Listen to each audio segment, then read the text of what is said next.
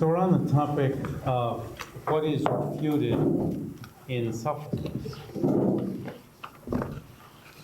Today, you hopefully read the special insight section 23 to 38. Special insight is like a overview on two of the main reasonings, right? Substance of person, substance of phenomena, and like it goes by too quickly. And in a sense, it's all right if it goes by too quickly, in that it then serves as an introduction to what we're going to spend a lot of time on, or something. So in Svātantrika and in Prāsaṅgika, it is said that what is being refuted is true establishment.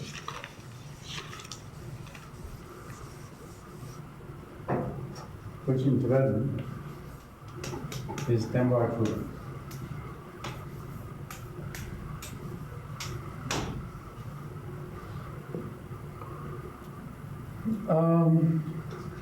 This is then identified in group scholarship as in Prāsaṅgika, inherent establishment, right? And in Svātantrika as what? Is an object which is not posited through the force of appearing to a non-defective awareness. Okay. What's that in Tibetan? That is lo ne me la nam we wangi. He's pretty close. Lo Nimela. Lo ne me la nam we. Yeah. All you got to do is give him time. Wangi shapa mayim. Wangi. Shapa mayim bar. Rangi tuma mayim betu. Rangi. Oh, their name. People say, how does he know that stuff? Okay, come on, my back. Dulu, I check. Lo Nimela. Now I want to sharp on my ember. Rangi tuma my ember. Dulu. Ngane juba. Truba. Punching Truba. And learn this. Lo Nimela. Now I want to sharp on my ember. Rangi tuma. Dulu. Truba. Just so it comes out.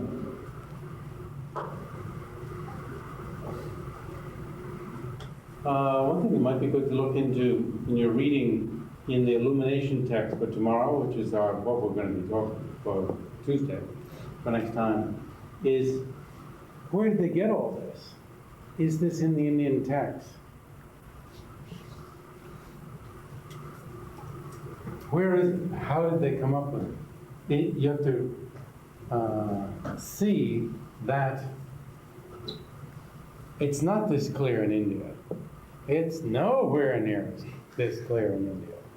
And that it's really genius that came up with it. In one way, when they teach it to you as if this was right in India, then later you can get just pissed off that they're trying to stuff this down your throat as if it came from India. Whereas if they taught you that this is part of the genius of Tibet, that this was made up, and let's look at what it was made up from, and let's see if it's justified, we'd really see it as genius. But because their agenda is to pretend that Tibetans added nothing to Indian Buddhism, then you can easily get pissed off. There must be some other way of saying it. But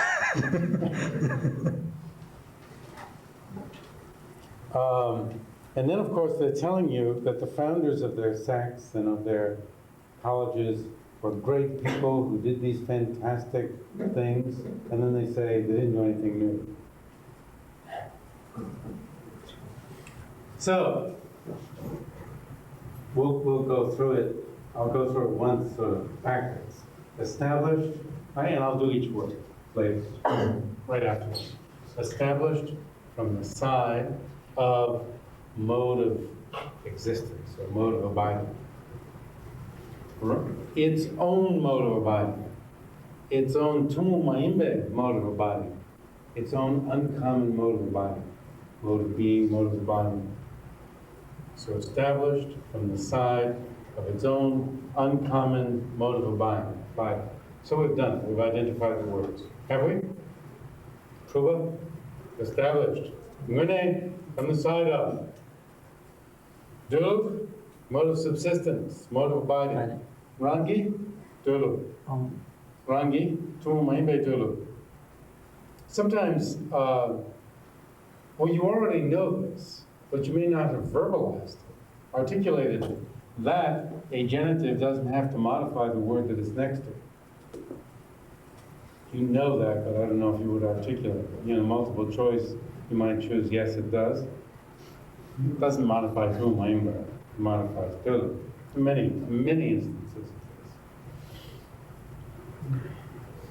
this.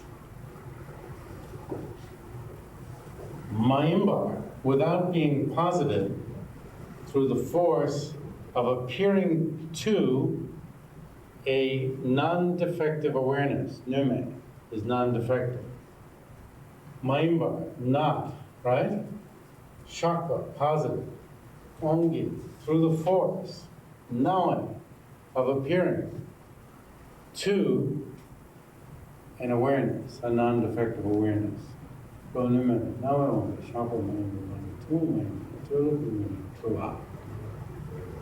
That's what dendro means in Svātantrika. Nirba means damaged, damage, without damage. So having damage would be nirje, nirba than jeva. Yeah. And the word nir is used also in the sense of refute someone's idea. And I like to translate it as damage, because there's a psychological damage being done, not to the person, but to the pointedness or vibrance of that wrong idea. And that's part of the contract of debating with somebody else or having a discussion with somebody else, that one wants one's own wrong ideas, their pointedness or their vibrance, the dynamism of it, right? Of that wrong idea, you want, you know, when you figure out something, it's like something's been struck.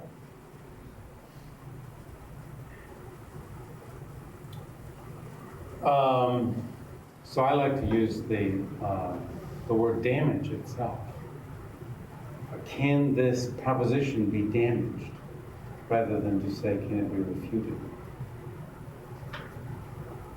When nir is used, when words that mean refute are used, like it's refute. Now, what are non-defective awarenesses? That's like awarenesses that aren't affected by, like what they say is if you're in a boat, you'll see the trees as if they're moving by you. You know, if you're in a train or a car. Boat you'd think was so slow. And I'm always, the image I get is of a big boat, not of a small boat. But even with that, you can get the wrong idea. Or where you have, so that's a problem with the place. Well, it can be a problem with your sense organ.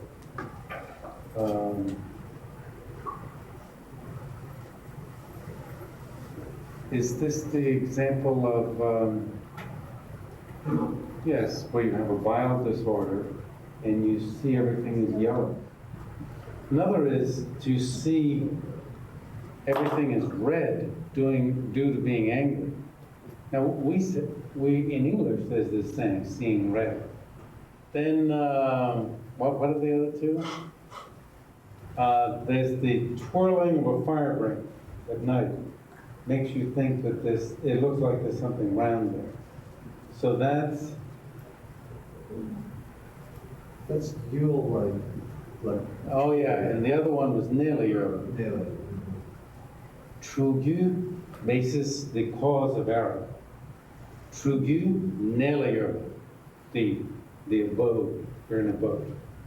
Trugyu, Yula Yoga, the twirling of fire, okay? And you look at it, you see something round. Trugyu, Danley Yoga, in the basis, in the sense organ. And Tribute, tribute. Uh, Temataka. Temataka Yoga. And the cause of error being in the immediately preceding condition. And that's the one where anger and, that one's anger? Yes. And jaundice is family yoga. So, not erroneous in the sense of being devoid of ignorance, but non-erroneous in the sense of not having any of these superficial causes of error. So then it means any of our eye consciousnesses that aren't affected this way and so forth. Okay? Eye consciousness, ear consciousness, nose consciousness, tongue consciousness, body consciousness, mental consciousness.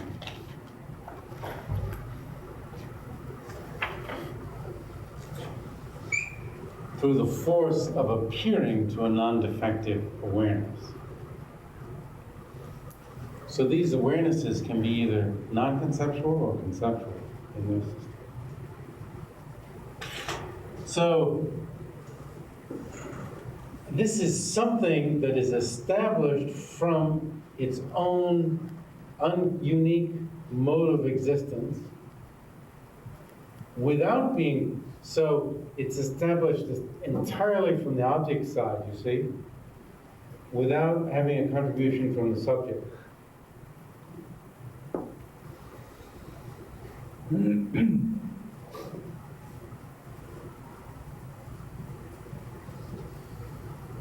Now, why would this be called Denbar truth? True establishment. Truth. I mean, true. What does true mean? What does true mean?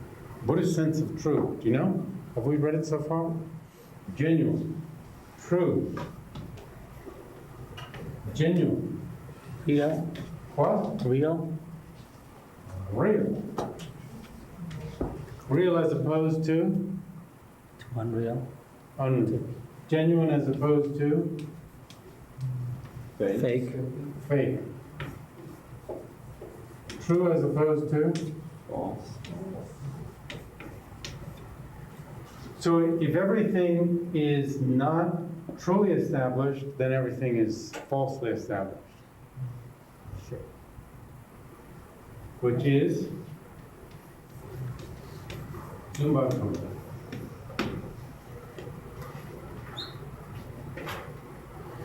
So, true means nane tumba. There's a concordance between how it appears and how it actually exists. You know, you say the car salesman or whatever salesperson was fake, false, right? Can't rely on that person. Not, you know, you're essentially genuine, not genuine. What they're saying is, you know, there's a conflict. Or if Nixon, you know, he was standing there, was it a press conference or something like that? And he was wearing red, white, and blue, you know, blue. Suit and red and white tie and flag probably here. He said, "I am not a crook." And it turned out there was a conflict. And as he said it, I turned away because it was looking true. But I had to turn away to reflect on the conflict between how it's appearing and how it is. And thought, Only crooks say things like, I'm not a crook. It turned out to be the case. So, this is called non-defective.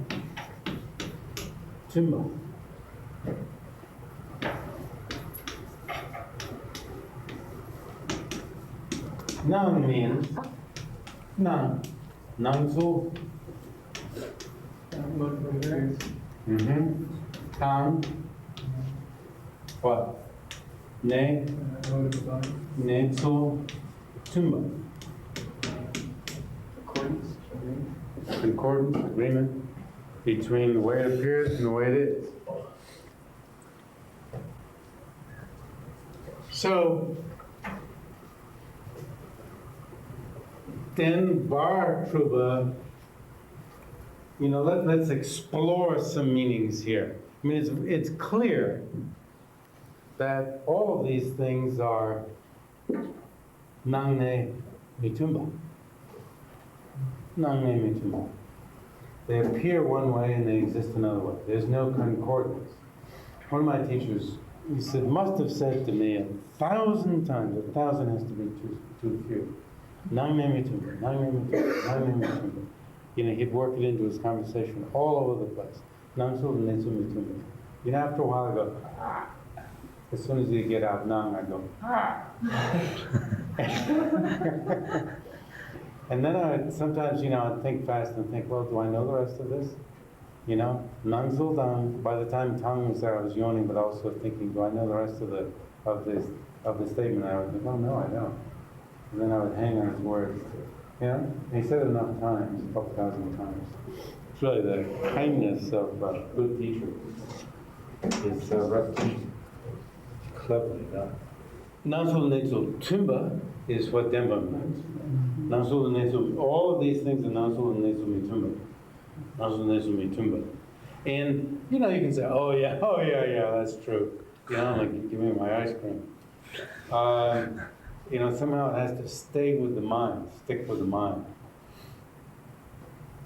That great quality one teacher told me, Tibetan teacher, while he was my lawyer, was that a teacher's supposed to have this equanimity toward all of the students.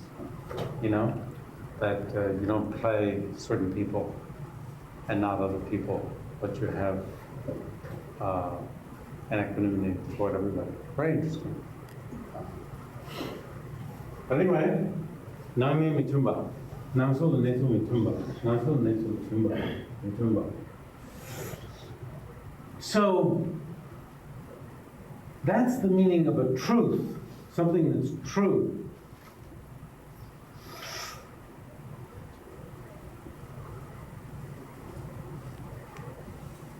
And all of these things aren't truths.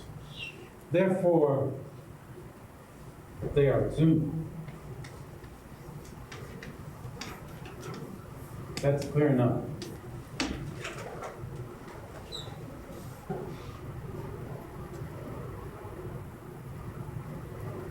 But is there anything that is nangne tumba? That exists the way it appears? Yes, emptiness, you see, is the ultimate truth. And that's why it's a truth. Emptiness really is a truth, because it's nangne tumba. So what kind of a consciousness is it a truth? My consciousness? No. Right? To what kind of a consciousness? Only to a Buddhist consciousness? Only to a Buddhist consciousness? Well, to a Buddhist consciousness, yes. Come down. They have to start coming down, thinking of types of consciousnesses. To anyone who's directly Directly what? directly cognized. Yeah, directly cognizing emptiness. So in meditative equipoise, emptiness is nangne tumba. But it said, even to an inferential consciousness realizing emptiness, there's a discordance. Emptiness even appears to inherently exist. Whatever that means, there are huge problems involved in that. But that's what's said. So it's for a certain type of consciousness that emptiness is the truth. So even a Buddha's body, as we see it, is not a truth. But very interesting, among Buddhas, you know, they don't get into talking about that. Actually, when you think about it, you see there are tantric systems that talk about empty forms, that forms themselves on a certain level become, get a different status because of the consciousness that's perceiving it. If emptiness is just a non-affirmed negative, how is it that we can say it's a truth or something? I mean, if we try to find it, we just find Because it does appear, it appears to the wisdom consciousness that realizes it in meditative equipoise. That totally non-dualistic consciousness, the way it appears to that consciousness and the way it exists accord. Now there are some people who say, how can you talk about emptiness appearing to a consciousness? You know, so the vocabulary is dualistic. But if you do talk about it, meditative equipoise being completely at one taste with emptiness, then there's a concordance between how it appears and how it is. And that's why in emptiness is an ultimate truth.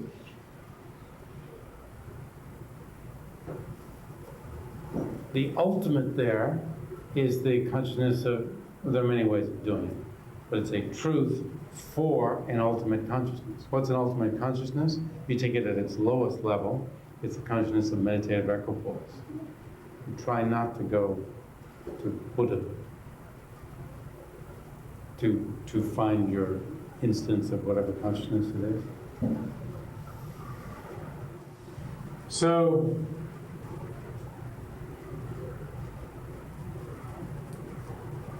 well, what about so-called conventional truths? They're truths too, aren't they? Are they or aren't they? Are conventional truths truths? No. No! Are big and small chairs, are big chairs and small chairs chairs? Yes. Yeah? Yes. Yeah. Are Tibetans and Central Americans and South Americans and North Americans all people? Yeah. No. Are conventional truths truths? Yeah. Ah! Completely wrong. Then conventional truths, there's a concordance between how they exist and how they appear. Then these things are conventional truths. Now, then there's a concordance between how they appear and how they exist. Wrong. Oh, not. No. So conventional truths aren't truths, huh? They are conventional truth, but they're not ultimate truth. Are they truths or not? For us, Are they truths or not?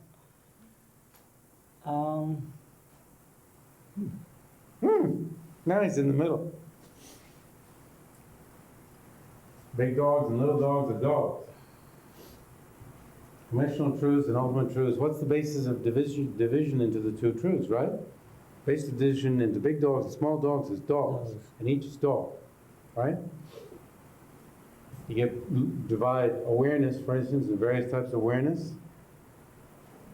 They're all awareness. So is the basis of division of the two truths truth? So you see, what's said is that it's objects of knowledge are what are divided. Sheta are divided into two truths. Existence, TNTS, are what's divided into the two truths. And that relieves conventional truths from having to be conventional, and from having to be truths. That's what they're trying to avoid. That it is not truths that's divided into the two truths. It's a really odd use of vocabulary, isn't it? So then, in what sense are they truths? In what sense? They're being called truths, right? And they aren't truths. Why are they being called truths? You started to say. it appears to us as truth. Ah, yes. Appears to what kind of us? Afflicted us. afflicted us. That means to ignorance. They're truths for dummies. Truths for dummies, really. Saṃvṛtti means dummies. Saṃvṛtti, satya. We're talking about saṃvṛtti, right? Which is often translated as conventional. And better it would be dummies, jerks, or ignorance. Now, Chandrakirti himself says one of the meanings, and you can see the main meaning of saṃvṛtti is jipje, that which obstructs, which means ignorance. Jipje, that which obstructs. Only in, you see, in that which obstructs is ignorance, maripa, right? So it's only an ignorant consciousness that takes this to be truth, to be a truth. Something that accords between how it exists and how it appears. Only a dummy, only a jerk. Jerk truths. It's really, having a word like jerk truths is, you know, people out of this program use the term concealer truths. That's why they use concealer. Truths for a concealing consciousness. It's so hard to penetrate that word, concealer truths. It's like, give me back conventional truth. But jerk truths, I can't think of any word that isn't, you know, what do you call that kind of word? What? Derogatory. Well, you want derogatory. You want to. You want highly derogatory. Offensive. Because jerks wouldn't like it. I'm the jerk, right? You see, who's the jerk? You know, really applies. Jerk truths. Jerks, who are the jerks? We are. We take these things to be nangsul to netsul tumba. So we're the jerks. It's a great word. You know, when you study this, it's, wow, it really comes through after a while. Oh, where's the jerk?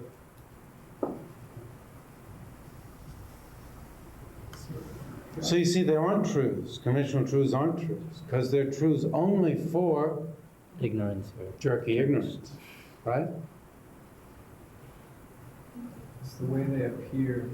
Where did the So you see, people say 2 levels of truth, which is what you are operating on, to which it gives you little valid cognition, which like then, what do you do with it? It's not valid, it either is or isn't valid. And you have to say, well, like you were saying, well. And you know, it somehow is sublated by the big valid cognition. So it's not 2 levels of truth. It's not 2 types of dogs, 2 types of people. Well, it's two truth for 2 different kind of people, for 2 different awareness. Says That's true, 2 different awarenesses, 2 different types of awareness. And, but the truth, the second type of truth isn't a truth, you see? So this real message, that's in Sutra itself. The Buddha said there are 2 types of Shevaja. Shevaja Nida. Shevaja has the sense of something that should be known, even. I mean, it's just an object noun, but it also has a certain force of that which should be known, because it has an impact for the practice of the path. So now the problem with identifying what Demba truth, we've identified what Demba and what Zumba means, truth and falsity, something that's a truth and something that's a falsity. And we've seen that ultimate truths are truths, and saṃvṛtti satya are not, okay? They are falsities. is mitigating conventional term to say that it's feasible or functional? I mean, that's what Yes, I was. then you getting at, begin to but get, that's yes, the you begin to get the idea, oh, they're truths only for jerks. Maybe they don't exist even. But you see, it's objects of knowledge. It's existence, TNTS. that's divided into these two. Well, And their mode of appearance is taken as being, as according with their mode of being, only by an ignorant consciousness. So then you have to specify clearly which consciousness it is that makes it a truth or makes it a falsehood. Because even emptiness doesn't accord, the appearance of it doesn't accord with its mode of being to me. I don't have that consciousness of meditative equipoise in which the mode of being of how emptiness appears and how it exists accord, right? So it's from the point of view of that particular consciousness that emptiness is a truth. Now, you're all familiar with the ra ending here, established as a truth. If Dembar Truba meant established as a truth, which it doesn't, then emptiness would be Dembar Truba. You with me? If Dembar Truba meant established as a truth, established as something where there's a concordance between how it exists and how it appears, and how it exists, then emptiness would be truly established.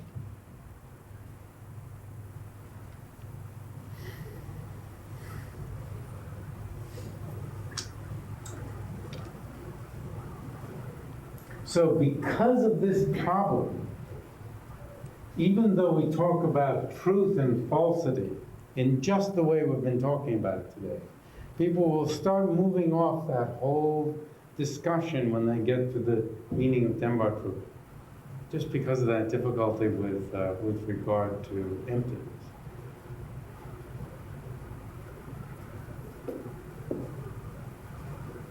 But I think that's sort of basically what it means. Established as something in which the mode of appearance and the mode of being accords. I think that's probably what's the basic meaning of it. It's just that there are problems with regard to emptiness. That doesn't mitigate the force at all of the discussion of ultimate truth, conventional truth, of falsity, right? What about the Four Noble Truths? What about the truth of suffering? These things are true sufferings, right? And there's a discordance between how they appear and how they exist. Therefore, a truth of suffering is not a truth. Again. do they talk about truth in the context of mistaken and non-mistaken sense perception?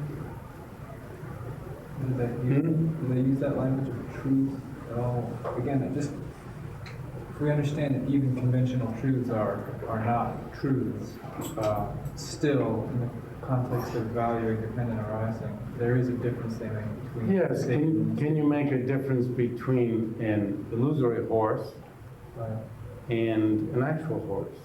Is one true and the other false? And then how do you talk about it? And you can say true relative to a worldly consciousness. Okay? But not a truth, not true. You see, you have to decide how you're going to come down on the general meaning.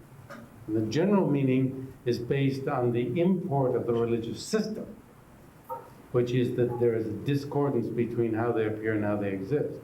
Thus, you can't say that they are true, that a real horse is true, actual horse is true. They are equally falsities. The magician's illusory horse,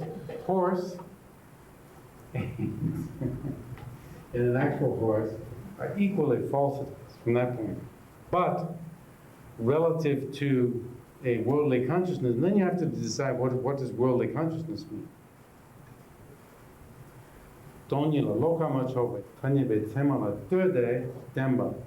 True relative to a conventional, valid cognition that is not directed toward emptiness.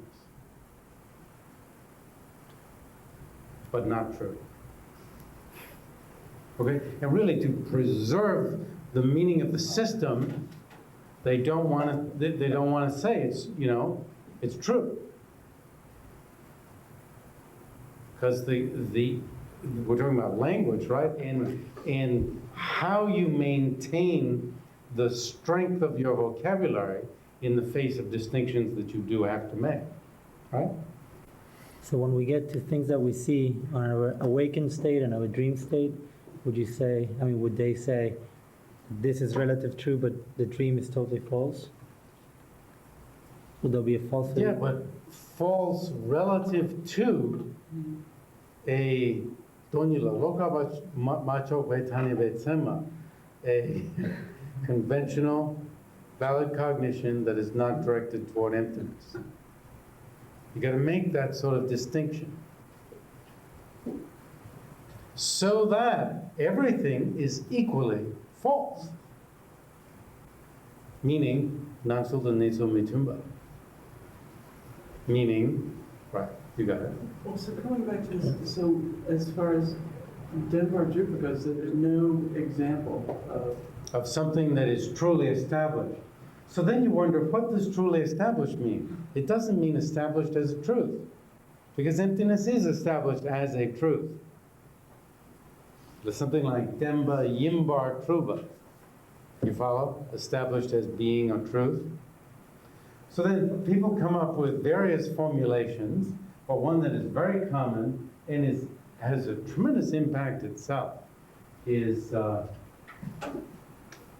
which when you first hear it, doesn't seem to. Cherokee Nelus Truba. Cherokee Nelus Truba. Even the cure makes you think of, beginning debate or something. And so you think, oh my gosh, this is just going to be some scholarly thing made up. Cherokee Nelus Truba.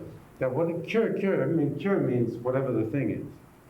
Cure means you, but it means it, something. It is established as its own mode of being. And when you start thinking about it, well, that's the way I see everything. A pen is a pen. Well, a pen is a pen, but it's like, it is its own nilu. There is no mode of being beyond what I see. And then, you think about it, oh yeah, well, I don't see everything or something like that. It isn't talking about that. It's talking about emptiness. Emptiness is the niluk of everything. And so its being its own niluk the term for that is truly established. Cherokee niluk sutruva. Wow.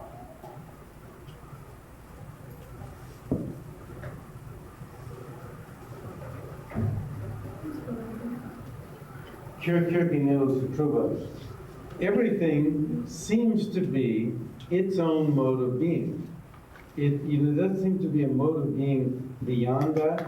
You reflect on it, you might say yes and so forth, but emptiness is the niluk of everything. This non-findability.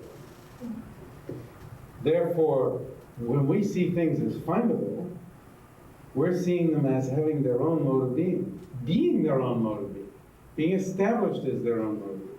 Establishment, it's being established as its own mode of being, I guess would be the best translation. Cherokee handles true. Its establishment, right? Its establishment as its own mode of being. The chair's establishment. Gukya Kanilos true. Right? Chair established as its own. Body, right? Luke, true. So you see, by looking into it and seeing the problems with emptiness and so forth, they've come up with really nice and telling description of Dhamma. Even though I think we can say that it comes out obviously with the term Demba. it comes out of this question of non-defective, concordance between how it appears and how it exists. And if you sort of disregard the ultimate truth, then everything is not established as a truth. So we have this term, conventional truth, and you can see that we've got to have a better term. Chandrakirti also he gives three meanings of saṃvṛtti. One is mutually dependent, like relative. Hinsun Demba. And one is vyavahara, tanya, and that's the conventional term. But the one that you can see that he relies on the most is jipje, concealer, coverer. Saṃvṛtti means to completely cover. And there's a sutra that you'll be reading where Buddha makes a play on saṃvṛtti. He takes sam as samyak, the truth, samyak of reality, and ver means covering reality, obstructing perception of reality. And Dipje is such an important meaning for saṃvṛtti that Sangha says at some point it's not the only meaning. Whereas in our culture, you have to say conventional is, not the only meaning. But we've got to get some term that'll have, you can't have a term one term that'll have a triple impact. In English, I don't think it's possible. Or one that'll just cover that Dipje meaning. So that's what Temba means. So everything is Tumba Truba then. And this then doesn't mean established as a falsity. Really, it means falsely established. This Ra has two possibilities in English, and the choice of translation equivalent, it ends up as being extremely important. Now, Yeshe Tupten, if you read his section in Illumination, his particular college has this unusual, and I take to be highly idiosyncratic view that even emptiness is a falsity, which you see loses all of the impact of emptiness as a truth. It gets drowned in this. This is a Rosling. Yes, it's a Rosling take, yes. Now you can see why. Okay, so for the 11th, let's do the Svātantrika on the object of negation, Illumination 167 to 174. Later I might get out Lopez's book, but for the time being, this is enough. And then we'll move on in Emptiness Yoga 209 to 262 and 391 to 408, which is the same thing, but it just allows for a review. Meditation on Emptiness 46 to 51, 175 to 196, and 677 to 697. It's a great thing that you do. It really is great. I enjoyed this in the past in Ithaca. I'll enjoy it in the future too. Jeffrey, real quick, what is the definition of Tanya Gitsema? Tanya Betsema? Tanya Betsema? Tanya Betsema, Senni Shagi Mary Chair. Shagi Your Tao. Show. Tanyebe Sardu Milu Erik. Oh, good. Sadumulu Erikba. Tanyebe Milu Erik. Milu Erikba. Rangi zindangi yul zo la Rangi zindangi yul zo machoy rikpa, right? So rangi zindangi tanya be yul la machoy rikpa. I'm gonna tear it. All right.